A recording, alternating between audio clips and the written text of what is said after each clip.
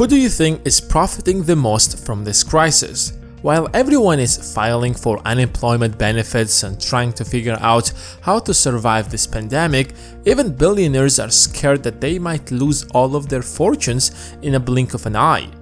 Eric Yuan made $4 billion in the first 3 months of this pandemic. He would probably make much more in the next few months and possibly years. He wasn't even on the billionaires list just a year ago. He founded Zoom and took the company public last year, and today his net worth is over $8 billion. But he's not alone. Thousands of people, if not millions, are making a fortune in the middle of this crisis, because based on what we know, this recession will probably turn into a depression, and if it does, then most of us are doomed.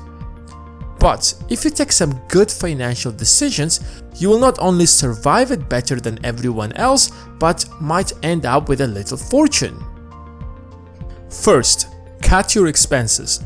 During any crisis, cash is the king, and crises create one-in-a-lifetime opportunities. You might come across one of them, but if you do not have enough money to invest, you will miss it. Amazon, Google, and many other great companies, for example, emerged during the dot-com bubble. If you have invested in Amazon just $1,000 in 1997, your investment would worth today almost $1.4 million as of 2018. This crisis might be a little different, but it also presents different opportunities. However, you need some cash to take advantage out of them. If you could keep your job in the middle of this chaos, you have probably been working from home since the country was on lockdown. As businesses will realize that they can let their employees work from home, that will probably be the new normal, which means you no longer have to overpay to live in a city. Living in a city is expensive, and rent makes up a substantial part of most people's budget. If you can keep your job and move somewhere else and cut 20, 30 or 40% of your rental payment, then that should be on the top of your to-do list. Who knows how long this crisis is going to last? Every penny matters now. How much have you already saved by cooking at home since you did not have any options?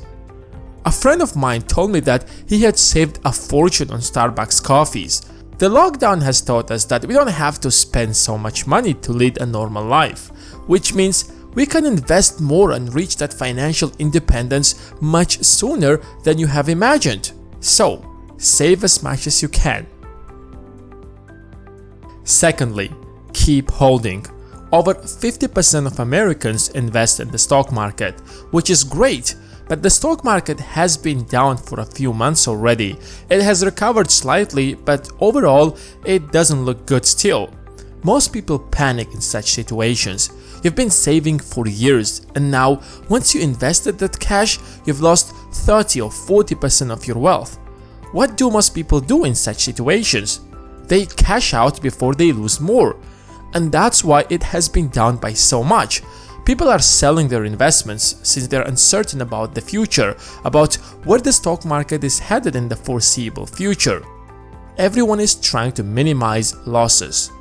Of course, it would be fantastic if you could cash out right before the crash, but if you did not, which is the case for most people, do not sell and keep holding. Sooner or later, the market will recover, and most of these businesses will gain their market share. If they are great businesses, they will not only recover, but grow faster, which is what happened in the last crisis and pretty much in every other crisis, especially if you have invested in an index fund such as S&P 500. Don't be one of those dudes who has invested at the peak of the market and sold at the bottom. Of course, if it's a lousy business such as a weak airline, it might go out of business, and getting even half of your investment is better than nothing. So, think twice before selling. Third, don't be too confident. During the dot-com bubble, online businesses emerged every single day. Investors were ready to throw money at any business that ended with .com. It was the golden opportunity that no one wanted to miss. But only a handful number of these companies were legit, such as Amazon, Google, and a few others that are growing until today. The same thing was happening with cryptocurrencies just a few years ago. Some investors literally threw money at most of these businesses because even if one of them would succeed, it will overshadow all the bad ones. And if social distancing is going to be the new normal as it seems, entrepreneurs will try to find every way to profit from it by building apps, software, bots, whatever to help us to live, work and entertain in this new world of social distancing. And many of these businesses will seem like they're going to revolutionize the world, but they won't. They probably would go bankrupt in a few years. So you have to be very confident in what businesses you're going to invest. Mark Cuban founded Broadcast.com during the dot-com bubble, and Yahoo, who was the leader of the internet at that time, purchased it for $5.7 billion, making Mark Cuban a billionaire. Good for him, but not for Yahoo. Since the bubble burst, Broadcast.com went out of business and devastated the entire company. Next, do not invest in a bank. Even before the pandemic, rates on fixed deposits were really low, like just a few percent at best. They barely coped with inflation. Even if you're not looking to make a fortune by investing in a fixed deposit, you want your money to grow at least by 2 or 3% to catch the inflation. Otherwise, your savings will keep getting worthless every year because inflation will swallow it over time. However, what's different now is that during any crisis, when the economy isn't growing for whatever reason, the central bank usually lowers interest rates to its bare minimum to encourage businesses to borrow and grow their businesses to get the economy back on track. We have an entire video on that, which link you can find in the description if you want to learn more about how the economy works. And that's what's happening now. Interest rates are 0.25% at the time of me writing this script, which means you will be losing money if you keep your savings in a fixed deposit. Some banks are paying as low as 0.01%, like Wells Fargo. And that is not going to change anytime soon until the economy gets out of this crisis. And that's not just in the United States. In Europe, interest rates are negative 0.5%. So, do not consider banks as an investment during the crisis or any other time. And finally, do not invest your last pennies.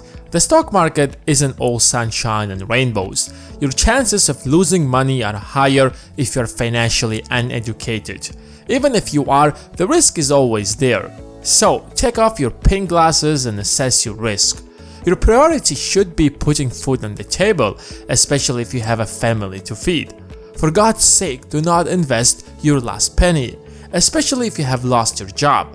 Imagine this crisis lasting much longer. What are you going to do? At some point, you will need cash to survive. You will exit your position at your loss. The stock market is more of an emotional game. You have to be patient, strategic, and purely base your decisions on reason and logic rather than emotions and feelings. Unfortunately, not everyone is going to make a fortune when there is an opportunity. But what is worse is losing your savings when you need them the most. And now it's your turn. What do you think? What's your plan to take advantage out of this crisis? This video is made possible by our beautiful supporters on Patreon. And if you want to support this channel and gain access to some additional perks, please consider supporting us on Patreon. Thanks for watching, and until next time.